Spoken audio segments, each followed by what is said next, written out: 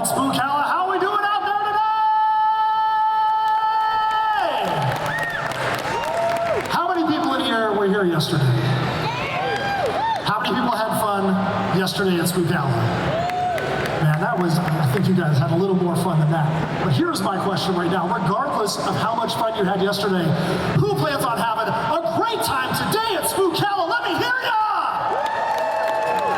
All right, we're getting ready to get our very first panel of the day started with a legend of the silver screen. Let's put your hands together for Miss Adrienne Barbeau!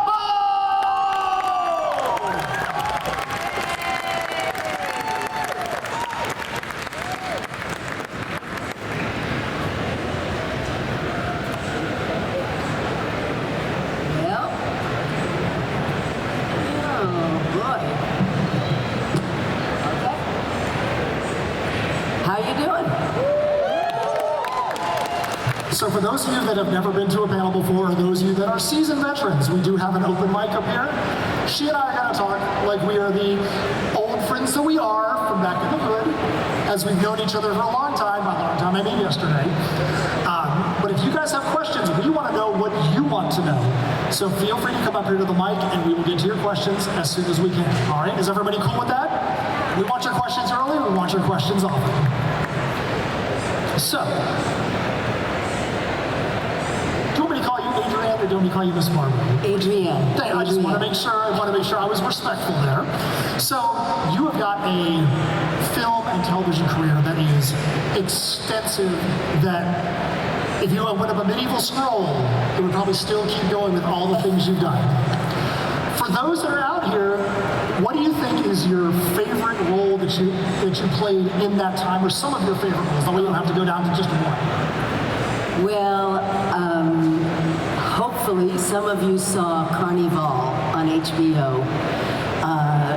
Ruthie, I played Ruthie the snake dancer, and it was one of my favorite jobs, as well as the character, because I love the people I was working with. I mean, I've been very fortunate in my entire career. I think I've maybe worked with 4 people that I wouldn't want to work with again. But it's a great cast, great producers. It was 30 miles from my house, and there were so many people in the cast that I was able to take my kids to school in the morning, and sometimes I would even be home, you know, in time to do homework and everything. And I just loved Ruthie and Carnival. I love the fog. I love Maggie. Anybody out there love the fog? I mean, come on now. I know it's early in the morning, but I'm so come on now. I love Maggie in Escape, you know. Billy in Creepshow. I know we got some Creepshow fans out here. Come on.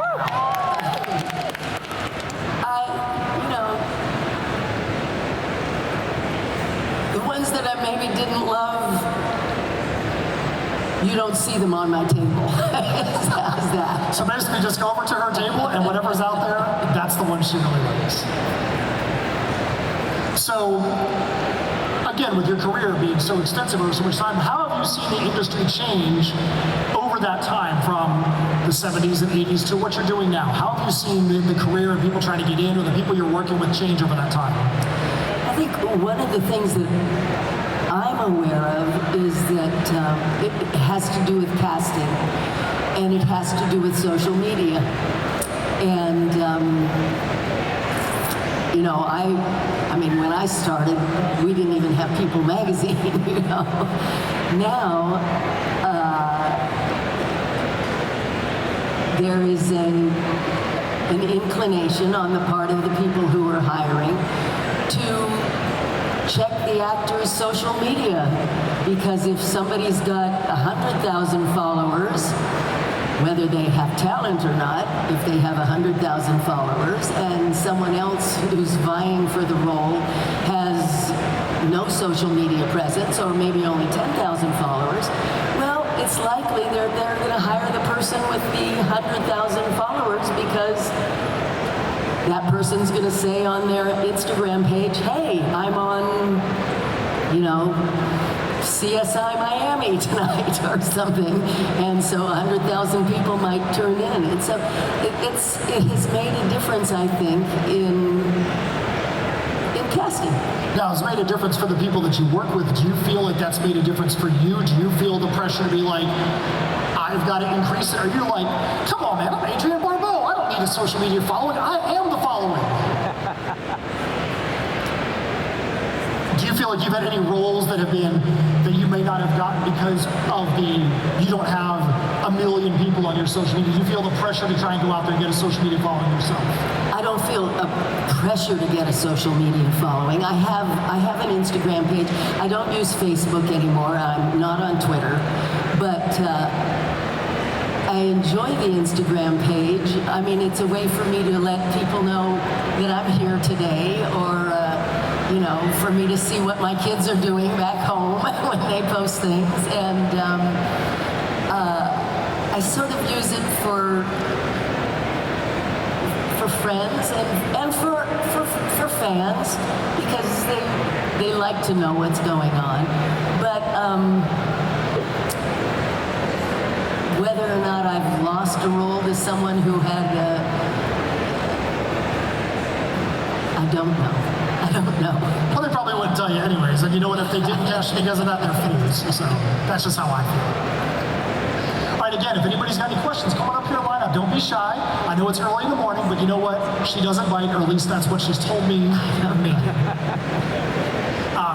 So one of the neat things that you've done is you've done a lot of voiceover work recently. Yes.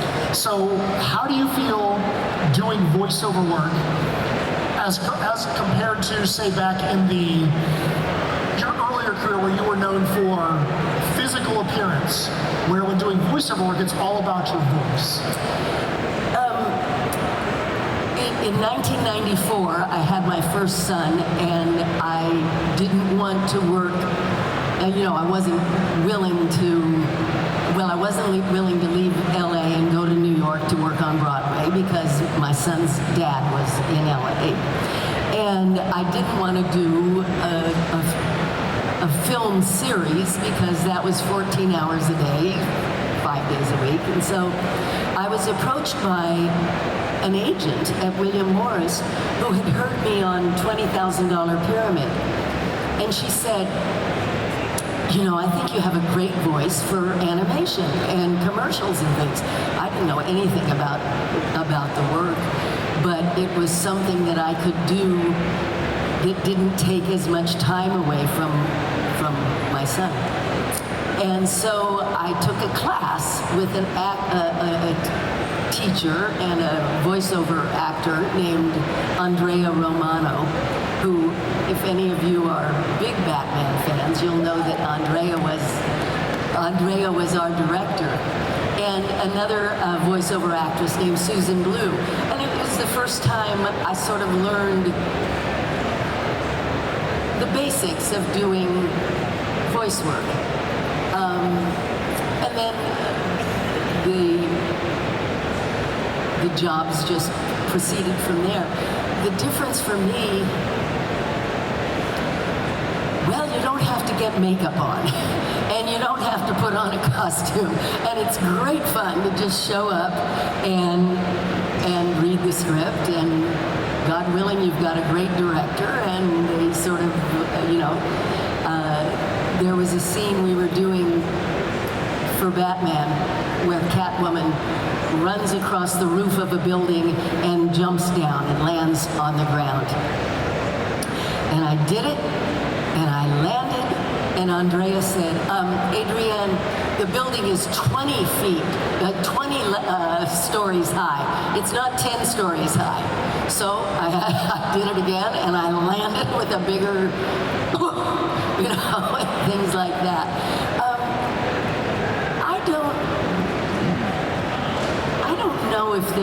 I don't know if I approach them any differently.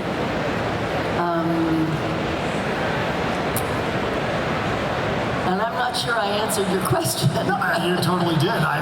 One of the things I do, which I really love, and I've been doing it for about 11 years now, is I do video describing for the visually impaired, for television series and movies, a lot of the Blumhouse movies, which is the only way I see horror films because I don't like going to see horror films.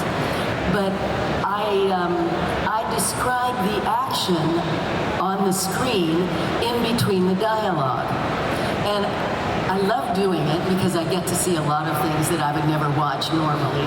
I do a lot of Roku series, Emerald Cooks, and Zombie House Flippers, or whatever that was, and Nova, and I do SWAT and CSI Miami, or CSI Vegas, I guess it is, and American Horror Stories, and just, you know, a lot of things like that. So that if you're watching your television, and you put the SAP channel on, you will hear my voice or someone's voice describing what's going on the screen in between the dialogue. He turns to her with a furrowed brow, or I have a script and it has to be done in a time code. You know, you've got maybe 4 seconds to get, you know. Yeah, to fit between the dialogue. Yes, yes. But I do that in between acting jobs, and I guess it's another way I get to use my voice. Well, look at this. We had somebody that decided to break the ice today. Good job. Now everybody else is going to come up and ask some questions. So what is your name? Ashley, And Ashley, what is your question? what was it like to do that for American Horror Story?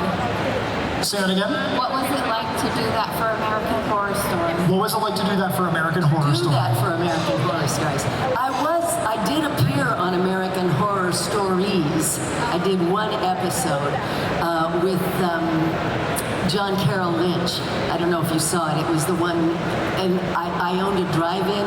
Yeah. Yeah. But to do it for American Horror Stories, because I'm not, forgive me, but I'm not a fan of the series.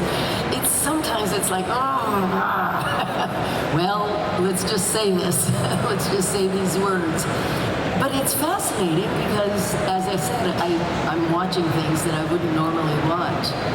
In terms of doing American Horror Stories, it was the second show that I'd done with John Carroll, and he's wonderful. I love working with John Carroll, and so I had a good time doing that episode. Well, thank you. Sure. Have a good day. All right, next up, coming up here to the mic. Hi, how you doing? What's your name? Oh, hi, I'm Jenna. And Jenna, what is your question? I'm a really big admirer and fan of the late great Deborah Hill. I was just wondering if you had any memories or stories of her at all from your time working with her. Deborah was, well, as you know, if you're a fan, she was a real champion for women in our industry back in the 70s. And we had an interesting beginning because when I met Deborah, she and John Carpenter were a couple. And as time went on, John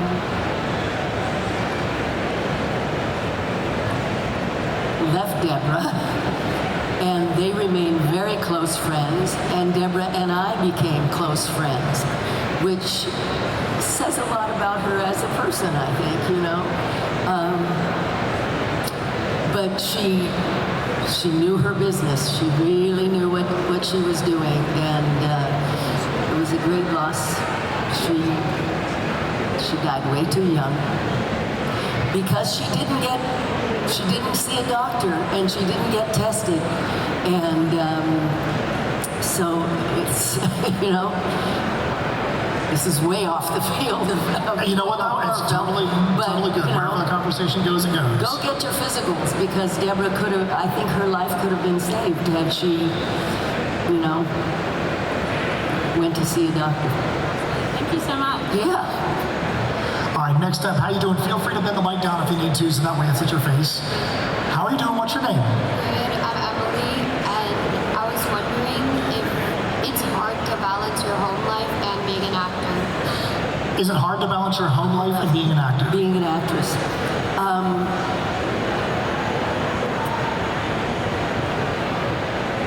For me, it wasn't my home life always came first.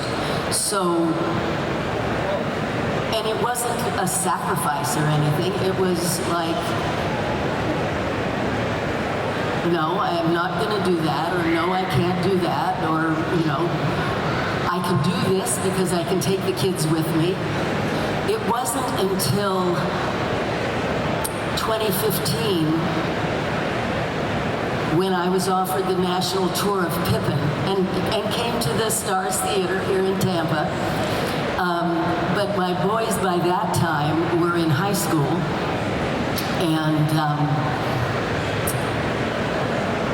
and I arranged it so that for all of the events, you know, I could get back to LA and be with them for that. And then they came to visit me on Christmas break and spring break. Oh, we had Christmas break off, I guess. So that was the first time I ever had to leave them. And I mean, they were so old, they could have cared less if Mom was around by that time, you know. The first time I had to go out of town for an extended period of time, my older boy was 10, and I went to Russia for 3 weeks on a film. That was really hard. That was really hard. And I made sure I had a definite stop date, that I wouldn't be gone more than 3 weeks. But for me, it wasn't simply because they were more important than my career, I guess. I guess that's the simplest way to say it. If you're doing a sitcom, and that was before the kids were born, you're working, you know, regular hours. If you're doing a TV series, or I just finished doing a film a week ago, it was just 3 weeks of work, but we were working 14 hours a day. I wasn't coming home until 2 in the morning or 4 in the morning. Then it was hard because my dogs were standing outside whining, crying for me, crying for me. And I mean, I have my youngest twin and his girlfriend now are living with me, but they couldn't get the dogs to come in. That's painful. But everybody's, you know, every actor, I think, has a different situation and works it out differently. I remember doing Twilight Zone, and my older boy had just been born, and I was having to nurse in the ladies' room. Oh, and I did a musical when the twins were just 5 months old, and I took them with me every night, and I was backstage, you know, taking care of the kids. That wasn't easy, but, you know. Thank you. Sure. I can tell you right now, you talking about the dogs is not where I expected that to go, but that's great, you know. I had to get home to my dogs. At least bring them in the house. Don't let them stand outside whining and crying. I can see that being put in your rider. I'll sign this contract, but I need some dog time. Yeah. All right, how you doing, man? Coming up to the mic. What's your name? Hi, my name is Ben, and Ben, you can bend that mic up. You don't have to get down to the 5 foot level there. there we go. My only question is, what was one of the strangest roles you've ever done in your career? One of the strangest roles. What made it strange? How did you make that role work for you? Oh, thanks for adding that. I don't know if this was the strangest role, but I was talking about going to Russia. I got hired to do a film for Showtime. It was a film based on a Bram Stoker novel. It was not a great script, but I had always wanted to go to Russia.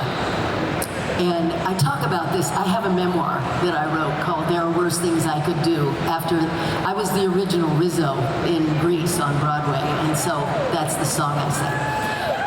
And so I talk about the Rat movie in the memoir. But I had always wanted to go to Russia, so I took this job. And we landed on the day of an attempted coup where a rebel faction was firing on the Russian White House. And the producer took me to my apartment and said, "Well, you stay here. I don't know. Maybe we have civil war. Maybe we don't make this movie. I don't know. You stay here." And he left. And outside my window, I can see them firing on people. And but we got a dispensation. They declared martial law, so I never got to see any of Russia.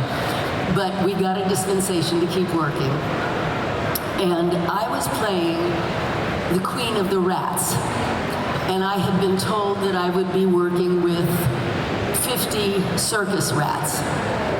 And when I showed up, there were 16 rats. The rest were dead. And so the prop girl had to keep moving them around to make them look like they were alive. And the prop woman said, "These are not gutter rats, you know, these are clean rats." Well, the only thing they had been trained to do, she said they were trained, she said they were circus rats and that they had been trained. The only thing they had been trained to do was to eat anything that smelled like fish. So before the scenes where the rats had to swarm over me because I was the queen of the rats, they took fish heads and squeezed the juice all over my costume and then let the rats go, and the rats ran all over me. May not have been the strangest role, but it was I think that qualifies. experience. Wow. Ben, when you came up here to ask that question, was there any part of you that thought that was where that was going to go? I did not expect that at all. Are you now going to have to go into some therapy after getting this answer? Nah, I've seen worse. And the film went on from there. I mean, we were filming in it was a castle that had been built for Catherine the Great, but they had never completed it. So it was just the brick walls, you know, going way up high, no windows, no doors. And we were out in the middle of Siberia, as far as I'm concerned, I don't know. No bathrooms, no freezing. I'm wearing long johns, jeans, a Marie Antoinette gown, an urban stole, or whatever you call it, a 2-inch high, a 2-foot high blue wig, and going out into the woods to use the front page of Pravda as toilet paper. And I remember thinking one night, as I'm sitting, I'm crouching in the woods, I'll try to be polite, I'm the star of this movie, you know? But, I mean, it gave me a great chapter for my book, and I got to see Moscow. I made some good friends. The set caught on fire one night, and it was right when the director, I started yelling, "Fire!" and the director started yelling, "I quit!" And nobody spoke English, so nobody knew what we were saying. It went on and on and on. And so what was the name of this movie again? I'm not telling you. What? Because everybody wants to go watch this movie I now, just call it the especially rat Ben. movie. I just call it the rat movie. Ben, I expect you to come back tomorrow and you'll find me. I want you to tell me about you found this movie and you watched it tonight. I'm not even sure I can tell you what. I don't even know. I don't know. I just think of it as the rat movie. Well, I think that we all have this. I can see right now, front row. She's on Google right now. She's researching. I can see it. I know she's researching it. It was based on a Bram Stoker novel. The Burial of the Rats. Okay, The Burial of the Rats. Burial of the Rats. This is your homework tonight. No. Go read the chapter in the book. It's much better. Wow. Well, that was great, Ben. Thanks a lot for that question. That one went down the kind of path we wanted to go down at Spookala. That was awesome. Thanks a lot, man. You're very welcome. All right, next one. Come on up. What's your name, my man? Hi, my name's Steve. How are you? You look wonderful, by the way. Oh, thank you Nice to see very you. much. Nice to see you. You could probably, your rat story makes me think about, you might see by my shirt what film I want to talk about.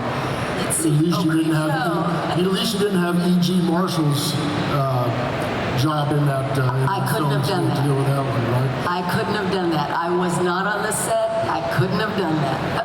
Oh, man. Well, I think like you, I'm not a huge fan of the whole horror genre, but Creepshow became one of my favorite movies of all time for some reason, much in part to your participation in that, and I thank you. They're wonderful. Thank you very much. Do you have any anecdotal stories You know, or I any almost stories about that? when they offered me the script, I wasn't going to do it. I mean, I was like, "Ooh, God, this is gross," and and I didn't know George Romero. I was married to John Carpenter at the time. And John said to me, "Are you kidding? You're going to turn down an opportunity to work with George Romero, the masters of horror?" But I didn't grow up going to the movies even, but I certainly never grew up seeing horror films, so I didn't know anything about George. But Tommy Atkins... We're working with Hal Holbrook, too. That must have Right, been... yes. Although even though Hal and I did The Fog together, and we may have met, we didn't have any scenes together. We were never on the set at the same time, so I didn't know Hal hardly at all. Or Fritz Weaver as well. And Fritz Weaver. But Tommy Atkins was a very close friend, and Tom had already been cast in the film. And so I called Tommy and I said, "Tommy, you're doing this movie? I mean, this script is like, ooh, it's..." And he said, "Oh, Adie, you don't get it. It's going to be a cartoon. It's very stylized. It's going to be great. You've got to do it." So, okay. And I don't drink. I've never liked alcohol, so I've never been drunk. I didn't know what that was going to be like. And you wouldn't mix anything with milk anyway. I mean, it was a... That came from one of my first employers. When I first went to New York, I was working in a cocktail lounge as a barmaid or a cocktail, and my boss was a member of the mafia, and he had an ulcer. And he used to put milk in, I think he put milk in scotch. I don't know. But I always had that vision in my head. So when time came to do that scene, I said to George, "Let me do this." And he, "Oh, great," That answers a big question. Thank you. Wonderful seeing you. Thank you so much. Thank you. Thanks a lot, man. All right, next up, coming up here. And again, you can bend the mic down to make sense for you. Hi, I'm Michael, also Spider-Man. I met you yesterday. You saw my Batman box set. I was curious. I'm gonna take it way back. I don't know if anyone's asked this question before about your time on Maude. What are your memories of that show? B. Arthur. It was like going to my family every day. It started off, I was uncomfortable when we started off. I had never done television. I'd never watched much television because I was a theater actor, so I was always working at night. And I was in Greece, and I had been nominated for a Tony, and Norman Lear's casting people came to see the show. The role of Carol had already been cast in the pilot with another actress that they needed to replace. And she had been established as having a 7-year-old boy. So they asked me to come in and meet with Norman Lear, and I did. And he thought I looked, at that time, too young to have a 7-year-old boy. So that was the end of it.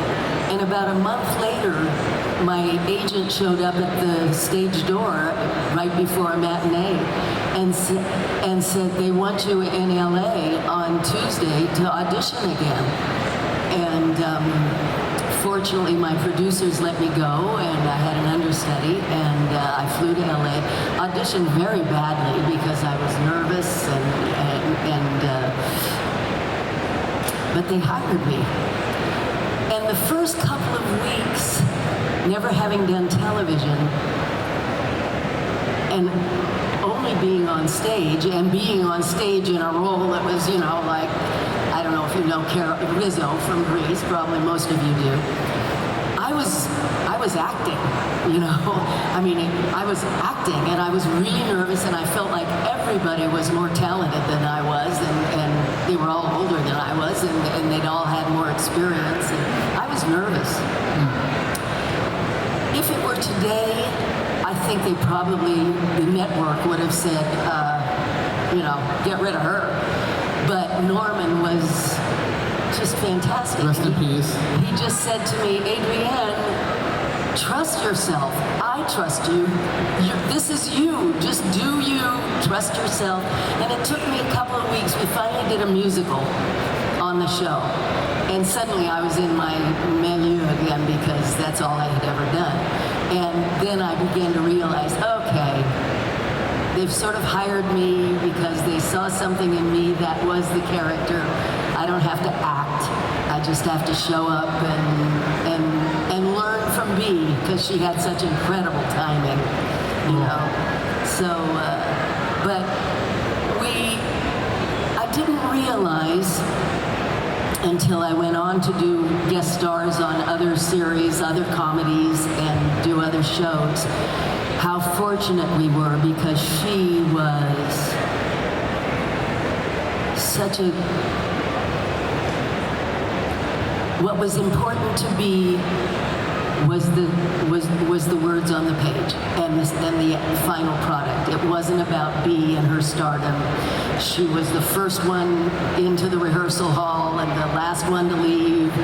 She was the first one to say, I think this line would be funnier if Adie said it or Conrad said it or Bill said it. Or she just cared about the show. She was very giving. And then, you know, I'd go off and do these other things later on, and like the star would not show up for work because they didn't feel like. I mean, it was real interesting. She was incredibly professional, as we all were, because we all came from theater. Right. But it was a special experience. And thank you so much for being in Swamp Thing. I love that movie. Oh, thank you. Thank you so much. Thank you. All right, next up, come on up here to the mic. Hello, what's your name? Speak real loud into the mic. My name's Brianna. Brianna, what's your question? I'm wondering, what were your favorite parts about playing Catwoman? About playing Catwoman. Well, I didn't have to put on makeup, and I didn't have to wear a costume. And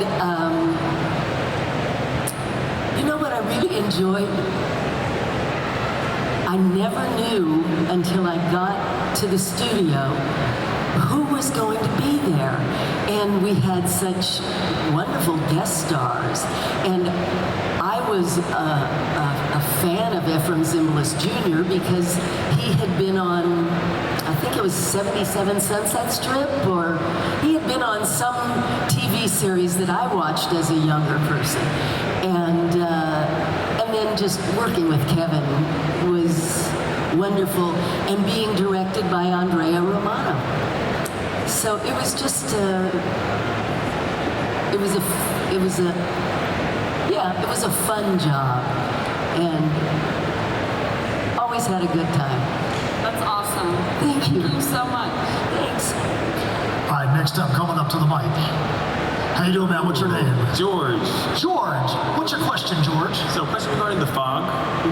Love the fog. But I noticed your character, the DJ, is isolated through most of the movies. So, did you interact at all with any of the other castmates or anything? I think I had one scene, at least with Ty Mitchell, my son, in the house.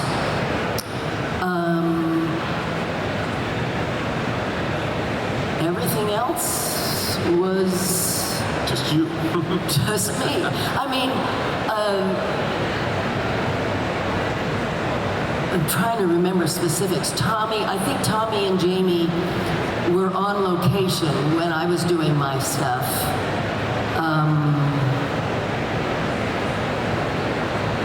But yeah, it was just me and the final ghost. And that scene was shot on a soundstage in LA.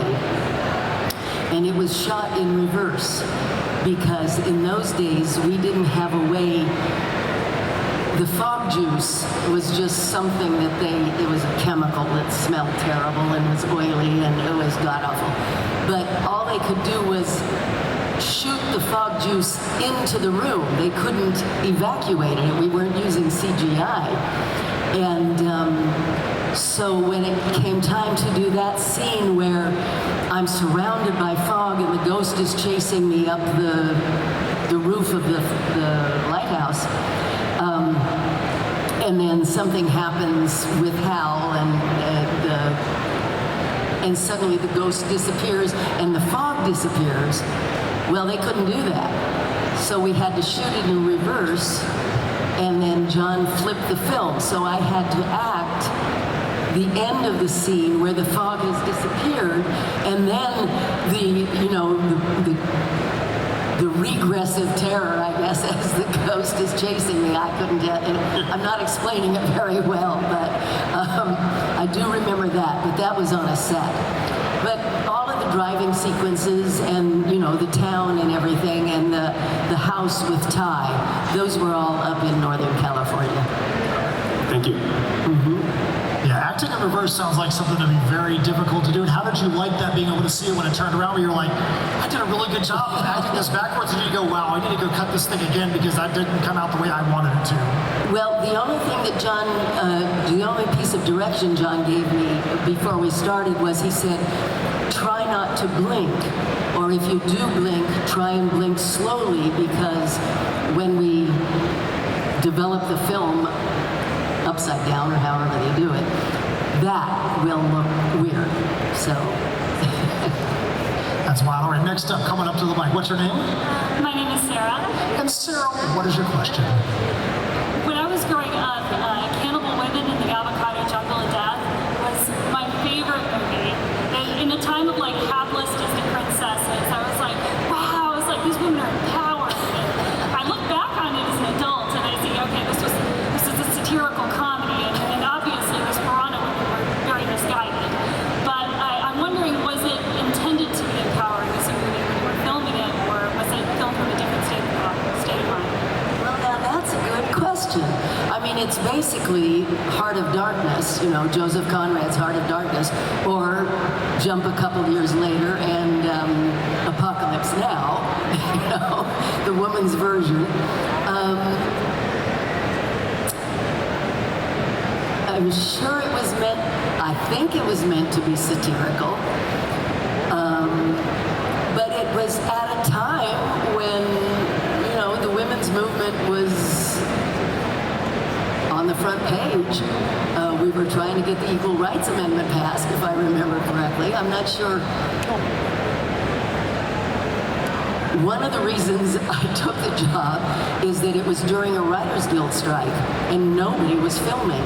But this company made a concession with the Writers Guild that they would abide by whatever the final union contract was. And so, but we shot the whole thing. I mean, I think I did some of those sword fighting scenes were just me with a sword fighting nobody on the other hand. I think we shot it in maybe 12 days, or we did 12 days. I seem to remember that we did a lot of pages in one day. But whether he intended it to be, I don't know. No one has ever asked me that, and I don't remember any discussion.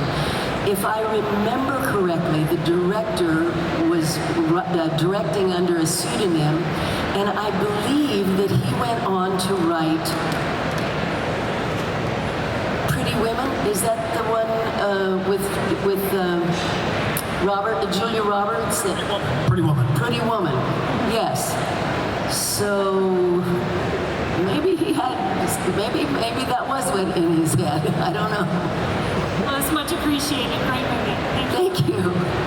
All right, next, coming up, this might be the last question. So real quick, hey, photographer Corey, if you can hear me, roll on over this way when you get a chance, if you hear me. If not, stay doing what you're doing. Hi, my name is Meredith. My question is, what was the more difficult role, working for John Carpenter or being married to John Carpenter? Ooh, I don't know if you guys up there there in the audience can hear that, but that was a great question. What was the more difficult role? Working for John Carpenter or being married to John Carpenter?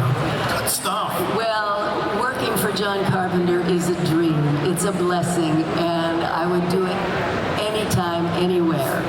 And I met John as a director, so I knew him first as a director before we started dating and got married.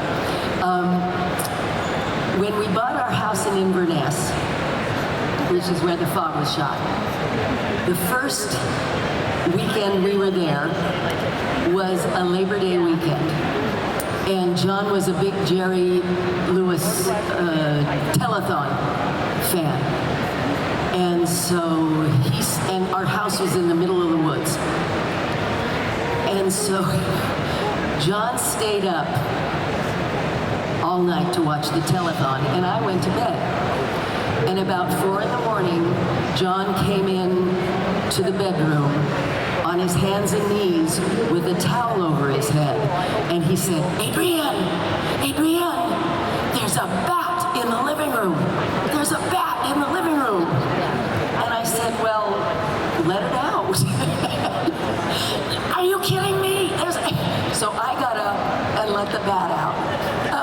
So maybe he was easier to work with as a director than he was as a husband. But, well, you can read my book. And, I do tell some more tales on us both. He's a really good man. Thank you so much. Thank you. All right, so I've got one more question for you before we wrap this up. So we talked about the fact that you've done TV and movie. You've done voiceover and you did stuff on Broadway. You did stage work. If you could pick only one of those and you say, hey, my career was just this one thing and I could only do one of these disciplines, and you were like, everything you ever did back in hindsight was just Broadway or just movie and TV or just voiceover, which one would you pick? Which one is your favorite to work in? Broadway, TV and movie, or voiceover? If you could only pick one. TV and movies. I mean, I love doing voice work. It's really easy, and I love it. The last stage show I did was Pippin, and I chose that because the character was fantastic.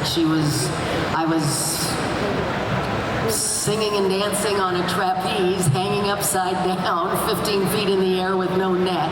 And you don't get to do that very often when you're in your 70s. But I'd rather be home at night, than having to get my energy up to go on stage. But for me, and the answer has always been, it's the role, it's the character. I'd rather do a character that I love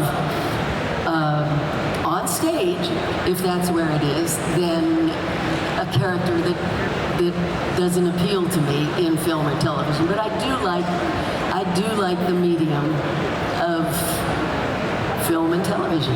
I'm not a great sitcom person, even though that's easiest for somebody who's trying to raise a family or somebody who's, getting on, because the hours are better. But it really depends on the role and the project. So, this is what we're going to do to end this panel off. We have the stage photographer, the show photographer over here, Corey. Let's give him a big round of applause. Corey Sebayer. Corey does a great job. If you guys go to the Spookala website, Spookala Facebook, Instagram, probably 98% of the pictures that are up there, this guy's taken. So, if you want to see yourself up there in the bright lights, it's going to be probably because of this guy. So, Adrienne and I are going to stand up and we're going to face backwards. And you guys, if you guys want to pinch in, don't get any closer than the mic as far as this way. And Corey's going to take a picture. You guys are going to be in the panel picture with she and I. How's that sound? And real quick, if you guys are out there, there's a debit card for Jennifer Angiolillo. If you look and your name is Jennifer Angiolillo, which hopefully is only one of you in this building, your debit card is at Lost and Found. So if you need it, go and find it.